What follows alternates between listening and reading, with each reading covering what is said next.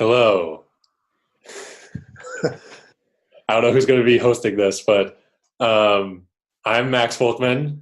I am a writer and narrative designer with my brother Nick, who is in a room 20 feet away. We work together. We're in LA. We worked on Massive Chalice for Double Fine, Skullgirls Mobile. We're working with Echo right now at Netflix. But yeah. NeoCab. And NeoCab. Yeah, we wrote for NeoCab too. Kim, go next. Okay. Hi, I'm Kim Belair. I'm a writer and narrative designer and the co-founder of Sweet Baby Inc. And we're a narrative development company working primarily in games. In the past, I've worked with Ubisoft on an Assassin's Creed game. I worked on NeoCab with the Folkman brothers and a host of others. Last year, The Nightmare. I did a little bit of work with True Love on self-care and a bunch of other secret things that are currently in the works. Hey, I'm based in Montreal, Canada. Hey, and I am Greg Kasavin here in Marin County near San Francisco. I work at Supergiant Games, where I have done the writing for our games, including Bastion, Transistor, Pyre, and a game called Hades that we're working on right now. We've been around. We're a small studio here in the Bay Area, and we're 10 years old this year. So I've been working on stories for our games for a while now, and I think we're here to discuss some of our favorite stories in games, right? And we were talking before about how it's hard to even narrow that down because we could probably each talk for hours about dozens or hundreds of games that fit the category. But it seems like we were interested in focusing on games that may have been impactful to us in our formative years, or just kind of have always stuck with us. So maybe digging a little deeper into the past. Is that right? Yeah, that's right. Also, I'm Nick Folkman.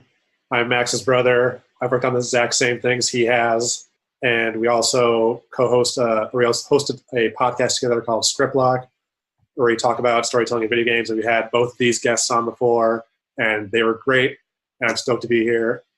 And so, should I talk first, or does anyone else want to talk first about formative games? Yeah, who wants to go first? Nick, you want to? Yeah. Sure. You can start. Sure. Pick one. So one of the games that first came to mind for me that was really formative was The Misadventures of Tron Bond, which was a PlayStation 1 game. Have either of you played it, besides Max? No. I'm familiar with it. I didn't play it at the time. Okay. For the people who didn't play it, it was a spin-off prequel to Mega Man Legends, which itself was a weird spin-off of the main Mega Man series. And the game focused on Tron Bond and her family, who were villains, anti-heroes in that franchise. And the first reason why I love it is because the whole story is about paying off a bad loan that your brother used to pay for your family's flying fortress, but neglected to tell you about it. And I love it because, one, it's ridiculous, but also it's it's not about, I'm not trying to save this town or the world or the galaxy. The stakes were so much lower, but they were still very effective dramatically because the characters who are affected by this insane loan are the ones you're interacting with throughout the entire game. So you're constantly feeling the fallout of your decisions and their decisions, and everything feels much more important. And that's related to that. Oftentimes, one of my problems with any game that is about something huge like the world or saving the galaxy is when you have that, it's hard to really care about any of that, because unless it's a world that you've spent a lot of time in already, or the game is giving you lots of opportunities to interact with the people whose lives are on the line and actually making them characters instead of one-line machines where they're just politely asking you to save them and that's it. It never doesn't really affect me that much. Yeah.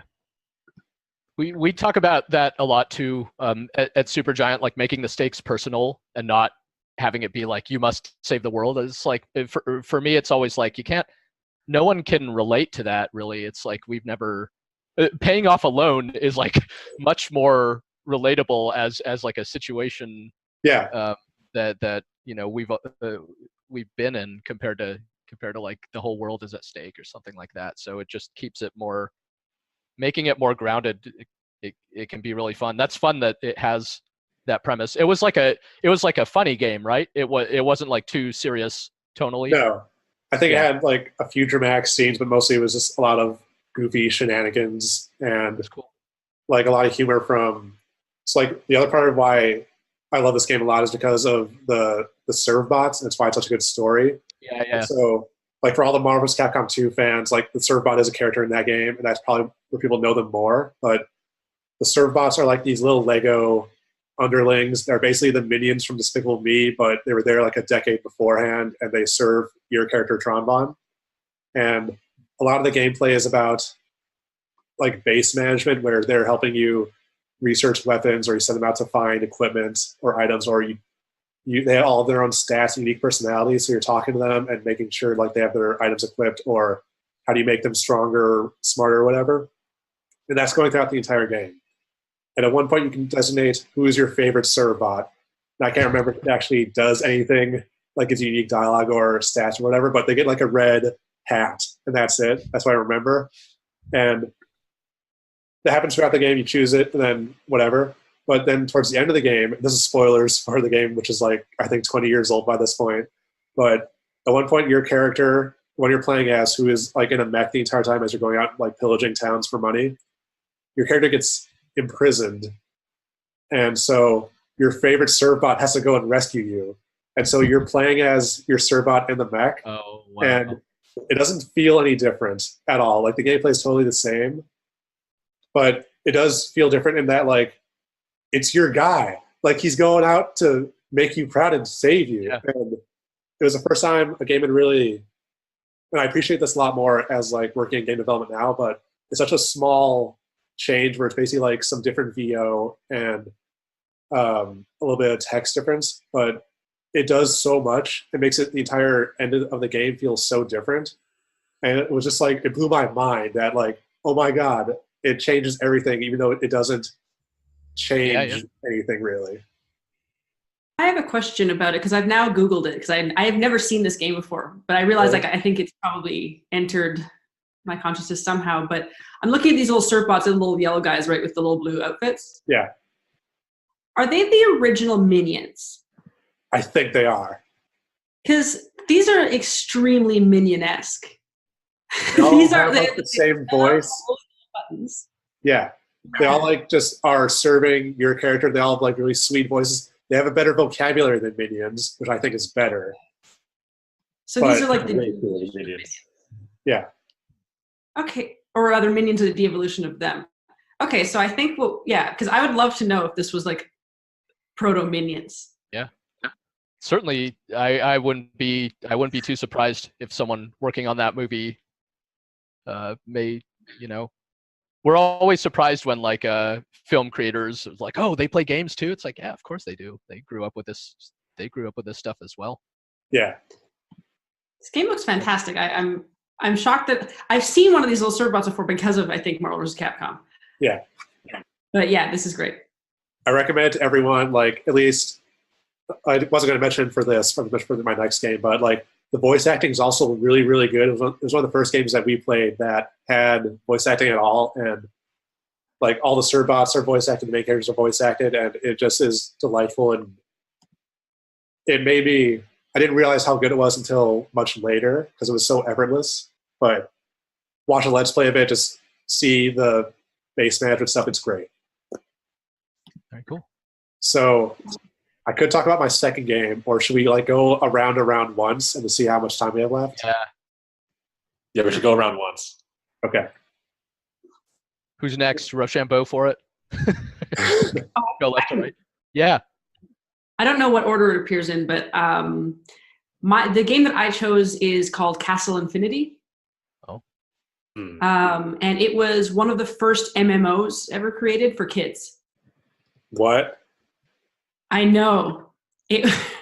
So this game is this weirdly obscure side-scrolling MMO where you and other kids from around the world have to dive into this place called Castle Infinity. And the conceit of the game is that the dinosaurs didn't really die. they just went into hiding in this deep, dark castle that they built underground until it was like a flourishing city. Everything was going great, except one day it was infiltrated by monsters. And for reasons I can't fully comprehend, they need help from around the world, but the only way to get to Castle Infinity is by taking these kids through the internet, bringing them into the castle, and making them monster exterminators. So the gameplay was that you went in, you made something called a shtick figure, and it was, you choose your head, your torso, and your legs. And they were all like fun objects. And you would have to go and fight monsters on behalf of the dinosaurs. It was really elaborate. It featured like musical numbers that were fully animated, a great theme song that you should definitely check out on YouTube. There's like one person who's uploaded it. And it was all about communication and collaboration. And you would have to like type to talk to your friends, and like a little speech bubble would appear above your head and let you communicate. And it was like, no one played this. I saw it one day in the back of a Nickelodeon magazine, and I was like, I need to mail away for this disc. Oh, wow. And it was by a company called Starwave that was later purchased by Disney.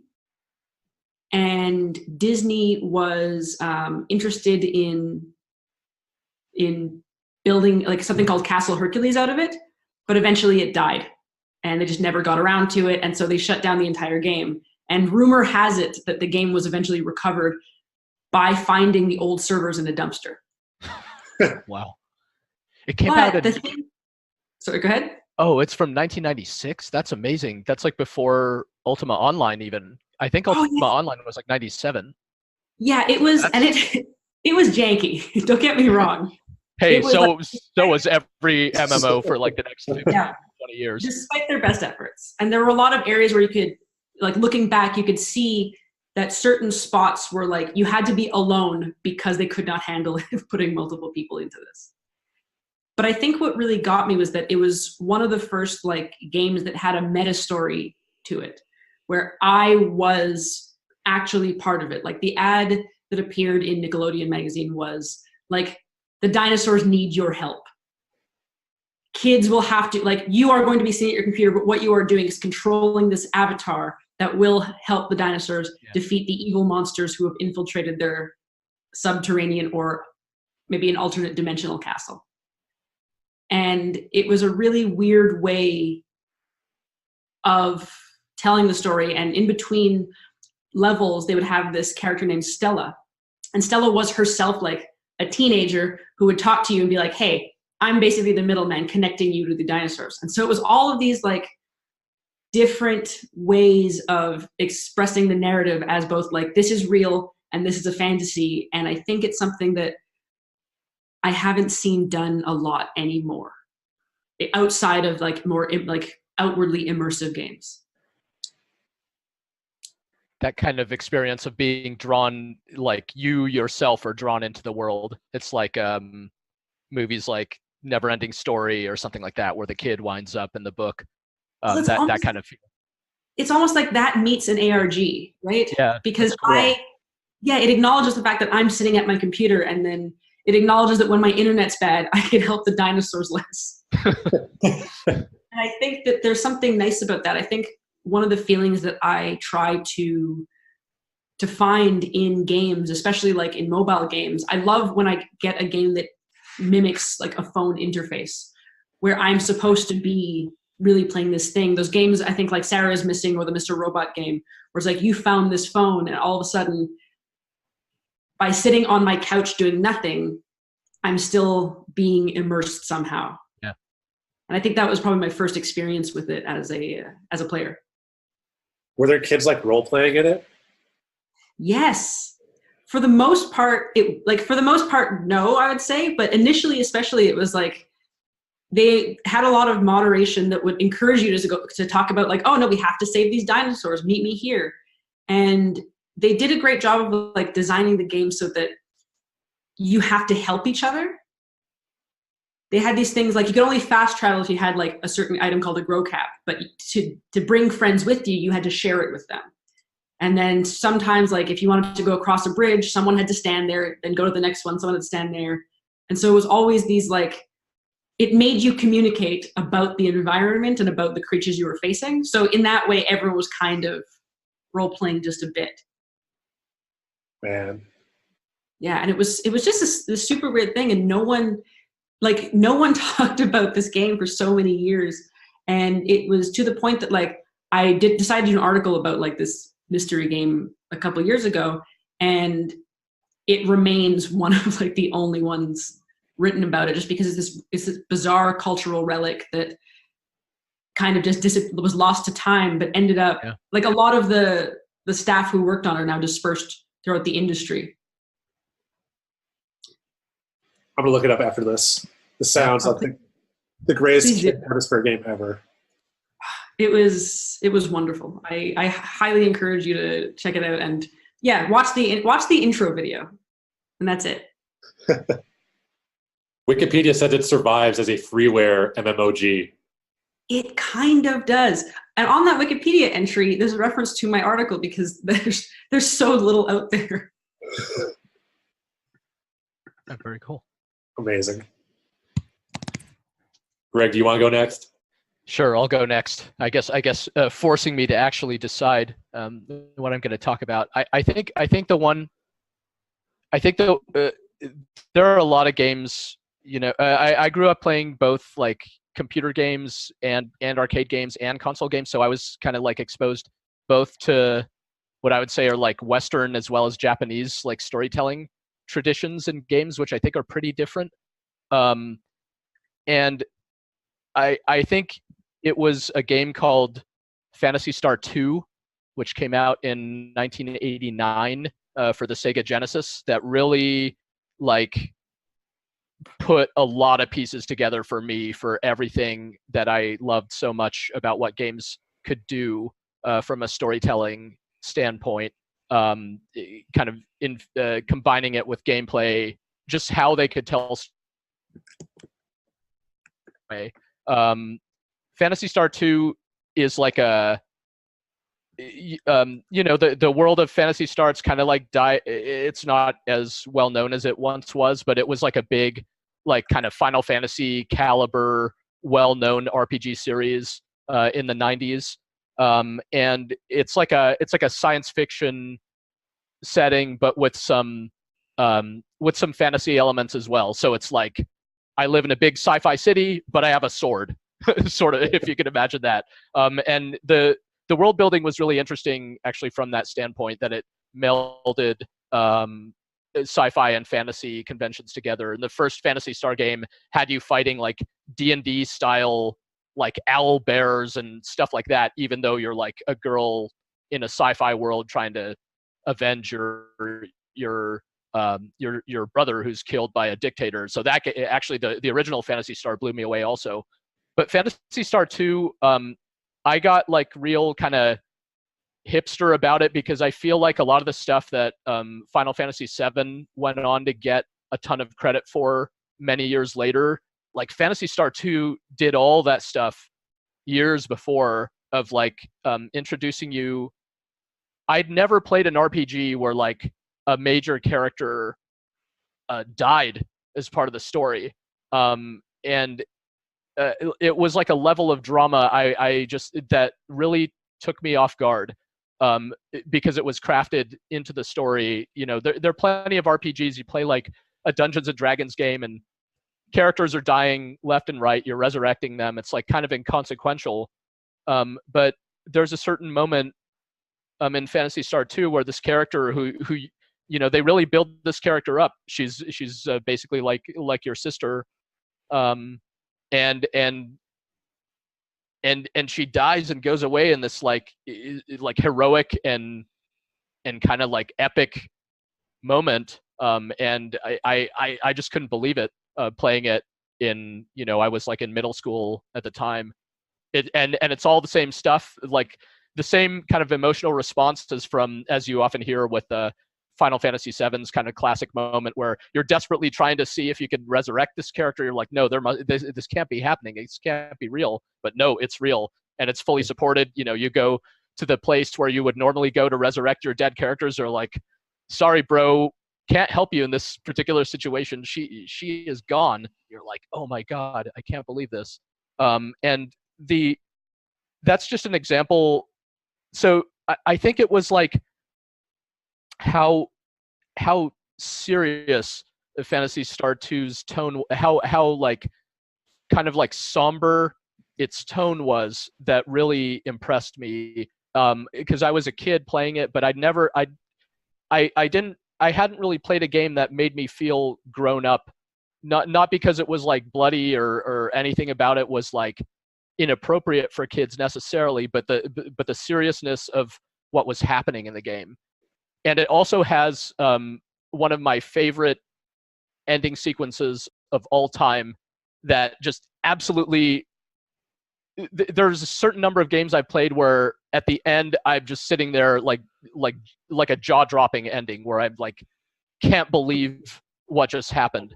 And Phantasy Star 2 has an ending like that where I absolutely, I think even if you watch it on YouTube out of context, it will still kind of hold up. And if you kind of like frame it from the point of view of you're a kid playing this game, many years ago, look at the content of what happens there, and how it like has this Avengers style kind of character moment for each of the different characters you've met along the way, who all kind of stand together in this climactic battle and say what very much appear to be their last words. So it's like a last stand type of ending. It's really intense, but it's also really open-ended. So it's one of the first games I played that had like a really striking ending, but that was left open, where it left me to sit there and go, what happened? Did they live? Did they die? Is this world going to survive this? And that was, it was like as you can hear from me talking about it, this is back in 1989. I still remember it like this now. So I think that game was like formative to my understanding of how impactful stories can be in games, and how you could get like really attached to characters through a combination of the gameplay and the narrative and the design of those characters. That's my pick. Awesome. Do you think it still holds up today? I think aspects of it do, for sure. I think like the character artwork and like, even though maybe the localization quality wasn't the best, again, like if you watch that ending sequence, it's kind of like watching an old, I loved like whatever the Transformers, the movie, the cartoon, when I was like 9 years old. It like is similar reaction of like, oh my god, like what is happening? This is the most intense thing I've ever seen. Like in the context of a cartoon, I think aspects of it do still hold up. There's a re-release, I think, on the. It's been like remade. I think it's available on Steam even as part of like the Sega Ages collection. So it's an old school Japanese RPG that's like prototypical in a lot of ways, but it's a classic. It's definitely still playable, more so than a lot of games released in that era. Kind of the reasonable amount of complexity to it, but it has like the grindy quality of Japanese RPGs, but like the world building, the music. I think those aspects still will shine through. Awesome. That's cool. Max? Yes. Okay. There's between two games, and I think I know which one I'll choose. This is going to be more popular than everyone else's things so far, but I'm going to talk about the Tekken series on PlayStation 1. Oh. Because the first computer our family got, I think, was a Windows 95 machine, and we got it with a floppy disk of Street Fighter 2. So that was a really transformative game for us, just because that's constant to fighting games. And then playing that for so long, we just expected that, okay, a story in a fighting game is you choose your fighter, you play the fights, and then you get some art and some text at the end. And that's the story of the fighting game. And then we got the PlayStation. We got into Tekken because, one, it was 3D, and 3D was the new hotness back then. And we started playing it, and just give you what's the story of Tekken is like for like Tekken 1, Tekken 2. Tekken 1 starts out with Kazuya Mishima is pretty much the hero of the game, and he's got this big scar across his chest, which he got from his father, Heihachi, throwing him off a ravine when he was a kid. So he enters the tournament now as an adult to beat his father. He beats his father and then throws his body off the same ravine. And then cut to Tekken 2. Tekken 2 starts, Kazuya has been he owns the corporation that his father owned now for a while. He's now made a deal with the devil to become a good businessman, and now he's turned into a devil because of weirdness. And then his father, Heihachi, comes back from that ravine, beats his son, and then throws him into a volcano. And you're seeing this through like these elaborate CG cutscenes and also these elaborate intro cinematics that Street Fighter never, like fighting games weren't doing back then. And we'd be playing, like we had a PlayStation, we didn't have a memory card, so we would play Tekken 1, Tekken 2, and beat these games, unlock all the characters, and then turn the game off at the end of the night, and then do it all over again the next day because you couldn't save it. So we'd be playing these games. Yeah. It was just, we would come to this after going, so Street Fighter had an ending where just Ryu walks to a sunset. But then you're playing Tekken and you get an ending where, well, a guy gets thrown into a volcano. Or you have there's a Jackie Chan cop, there's spies, there's a biker who's best friends with a grizzly bear, there's not Bruce Lee who just wants to open a restaurant, there's a wrestler with a jaguar mask, a robot, a sentient wooden training dummy, and an alien ninja. And it just... It's like a D&D campaign. Yeah, totally. But it's like... We didn't know that you could do this with games like stories of this in a fighting game. And it was also at the same time we were into wrestling. So it's probably some cross-pollination of like, how do you get the maximum amount of story from a tiny cast and make them fight each other in different variations? Because all the characters in Tekken are like are involved with each other in some way. And like we stopped playing after Tekken like tag tournament on the PS2. But every game that comes out, we will still look at it, or I will look at it and like have a twinge of like, I need to look at what's happening with the story now. Because I bet Kazuya is still fighting his father. Yeah, Tekken 2 and Tekken 3, like that era of Namco fighting games, because they were also doing that's when like Soul Edge and Soul Calibur, the stuff that they were doing with their characters was like, it was mind-boggling. I had a similar experience around those games where I would just watch their intros over and over and over. It was so like engrossing. And some of the endings, they just kind of like wildly, some of them were, really kind of super serious and badass, and some of them were like completely outrageously ridiculous in like a really funny way where you couldn't believe, that they went all the way with it, of like, the Kuma, the giant bear, and Panda, and all this kind of. I remember some of those being really funny.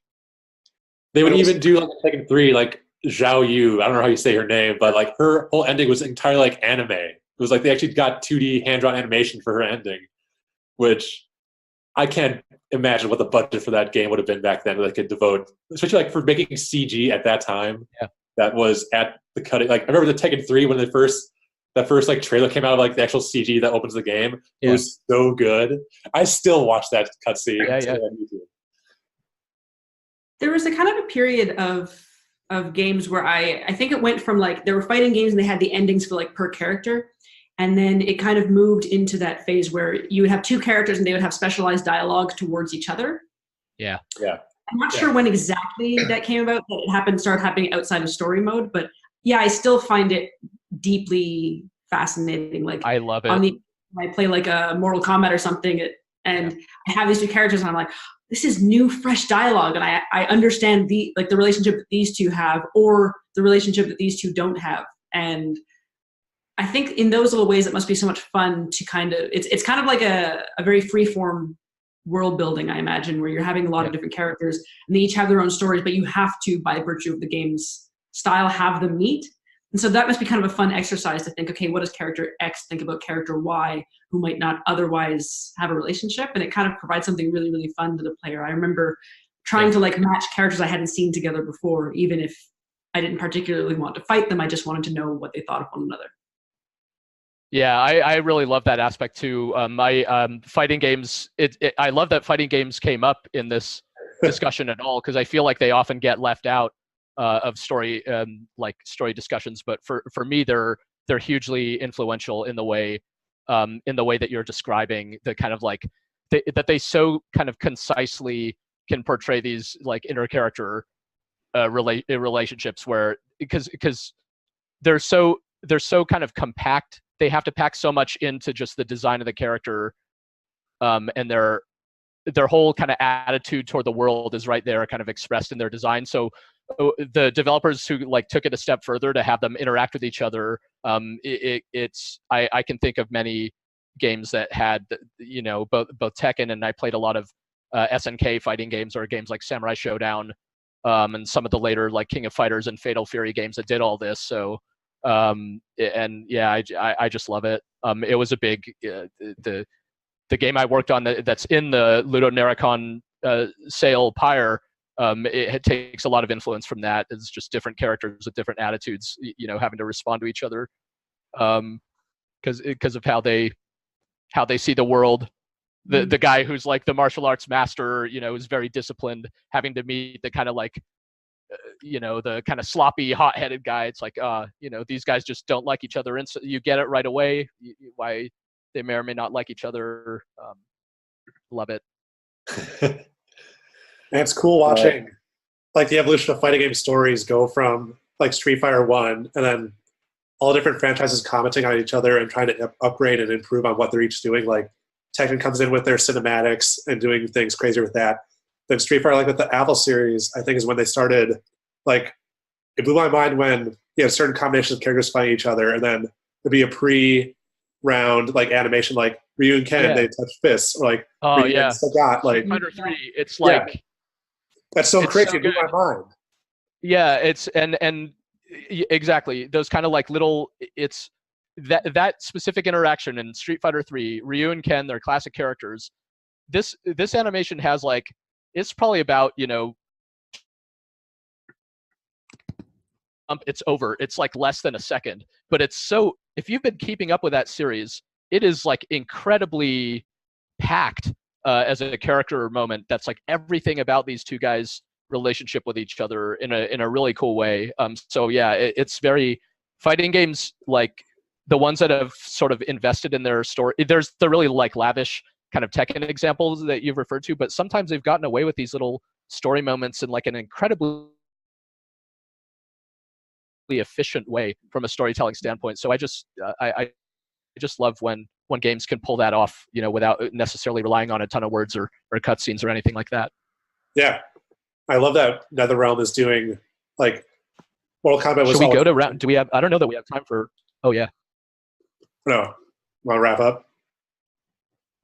Oh, I don't know. Are we? I think we've got a bit of time if anyone has a second game that they want to. Get into. 10 minutes. Lightning round. Quickly rattle off. I can just go quickly. Like, Brave Fetcher Musashi, another PlayStation 1 game, has some of the best NPCs I've ever encountered in a game still, and one of my favorite NPCs. Just the combination of the writing and the voice acting is like, they don't have a ton of writing for themselves, but I never really felt like they were such characters and felt like such living, breathing people. You know, they were saying like ridiculous stuff, and like there's a hotel owner whose name is Hotello. His brother is Motello, and like the names for all these characters were insane. How they talked was just really full of character and full of like, they were like animated characters, like stuff you see in animation TV, and made me appreciate writing so much. And then going back to it now, maybe realize what they were doing and how like skilled they were with not a lot of time or space, and like great. Yeah, I'll just say that Brave Fetcher Musashi, recommend it. Just go watch a Let's Play. Go to when they're in the town and talking to the people in the town. It's great and so good. Right. Wills. I'm going to go with, this is another less obscure, but still really formative for me, was Super Mario RPG, The Legend of the Seven Stars. Yeah. It was a Square Enix Nintendo game, and the thing that I think I really appreciated about it was the premise was that Mario, back in the Mushroom Kingdom, as per the usual, fighting against Bowser to rescue Princess, when all of a sudden everything starts shaking and a massive living sword plunges through the castle and essentially states that, like, hey, we're taking over the Mushroom Kingdom, we're new, we're the Smithy gang, and from that point forward, Mario not only has to go find out where Princess was thrown, but he realizes that Bowser too has now been unseated from his place as the villain. And what results is this game where you move through the entirety of the Mushroom Kingdom through a bunch of different towns and countries and stuff, actually uniting with Bowser, joining on with Princess and a couple other characters like Geno and Mallow. Geno's like this living doll, and Mallow is a little puffy white cloud guy who believes that he was a frog because he was raised by a guy named Frog Fuchsius. And the entire game is filled kind of like with these strange things like that. But what I think I appreciate about that game is that it takes a lot of like the fun of Mario, it takes all the characters from Mario, and it keeps them very, very true to their characters, but it puts them in an unusual situation. It reminds me of those episodes of TV shows where the bad guys and the good guys like have to work together. Yeah. And it kind of creates all of these unusual opportunities. There's a ton of talking, but I think I really appreciate kind of the freedom of it. It feels definitely like a Square Enix RPG from the time, while I guess being married seamlessly to Mario and what that is. And I think that I didn't know you could make something like that. That's just like taking this existing thing that we think, blowing it up to its, I guess, natural evolution, no matter how weird that is, and creating a story that genuinely by the end is like deeply heartfelt despite being so kind of irreverent. And I would recommend it's I think it's on the little Nintendo SNES Mini, so I would highly recommend actually just sitting down and playing it to anyone who likes RPGs. I still need to play it. Oh, yeah, do it. It's great. What do you got, Greg? I'm gonna quickly name check a game called Killer 7, which came out in 2005 for the GameCube, though it's also on the PS2 and it's on Steam. Actually, the Steam version came out, I think, only in the last year or something like that. Killer 7, the quick thing to say about it is it is like nothing I've ever played before, and probably I doubt I will ever play anything like it again. It is a game that I don't know that I would have finished it naturally. I was like a game critic at the time, so I finished it, because I was reviewing it. But boy, was I glad I did. It was something like 20 hours long, and it's another game. By the end of that game, my mind was blown. There are very few games that I could say that about that I've ever played. But Killer 7 was a genuinely mind-blowing game in terms of like everything that happened in the story. And when I experienced it, I was like, it was difficult for me to even describe what I thought I experienced. And the best evidence I have that like kind of I'm not alone is I later checked on GameFAQs, right, where they usually have like games and walkthroughs. This game has like something like a 150-page like story explanation FAQ of like explaining how the story works on 4 different levels all at the same time. So it's not as complicated as that makes it sound, but it's a very surreal and very stylized game, yet one that really it is saying something. It's not just style over substance. It's like a deeply political game with a specific point of view, and it's like it was an incredible experience, and not something that I could something that was like uniquely possible in the form of a video game. So that's one to check out. Mature rated, but if that's your jam and you're interested in a unique story, definitely one to dig into. Awesome. I remember the visuals looking incredible. Yeah, it's weird though. it doesn't play like what you would expect. Even better. Mine is less a entire game, but more of a part of this game. But it's the Medal of Honor, the first one for PlayStation 1. The main menu of that game, both Nick and I, it was really important for us, where it's a war office with like a big map, a lot of like documents, like a reel-to-reel machine, and a bunch of other stuff around there. When you come in there the first time, there are polygonal models, just like office workers there. Like one guy's at the map, which is where you choose a new game. Like one guy's at the desk working on documents. That's how you load your game. But then you go in to play the game, you come back to the menu later, the people will be gone maybe. Or there'll be people going through like the rooms and walking into the room. And we just, after like seeing like regular menus for a video game where nothing happens, like it's like, wait, you can do stuff with the menus of this game? And it's like you could use all the parts of the buffalo to tell stories. And that's something I still think about every year, and like wish that more games would like use their main menus to do stuff with them. And so shout out to Medal of Honor 1 for making a menu seem amazing. That's actually extremely cool.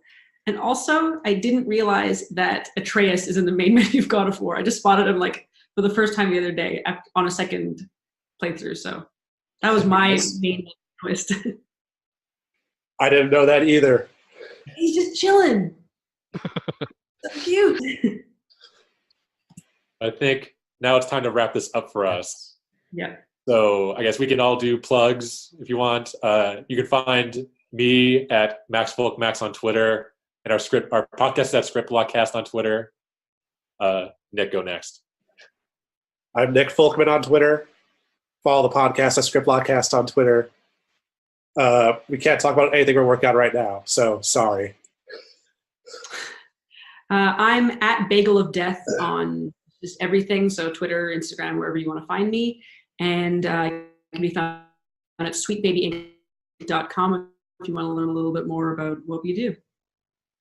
And I'm Kasavin on Twitter, my last name, or Supergiant Games. Yeah, we're working on Hades these days, and it would be great to hear what you think. It's our first time doing an early access thing where I get to write a story almost in more of like an episodic way, so it's been fun to roll out a bunch of new characters and story instead of doing things in more of a one-off way like we have in the past. So that's great to hear what everyone thinks along the way, and it's been fun. Great talking with the rest of you folks. It's cool that we covered such like a going from obscure 90s MMOs for children to fighting games, and all. We covered a broad swath of stuff, which is very exciting. Rad. Thank you, and thank you, LudoNarraCon. Yeah. Thanks for having us.